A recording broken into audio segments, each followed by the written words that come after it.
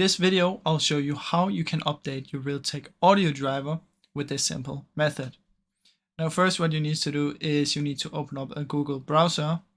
From in here what you need to do is go to the Realtek audio driver text bot, search for this, and you should see the first one right here. It will be from TextBot and it should be called something like this. What you're going to do is you're going to open it. From in here you have the option to download. And basically how you update it is you can just press download now and download the newer version, and it will automatically update your older version.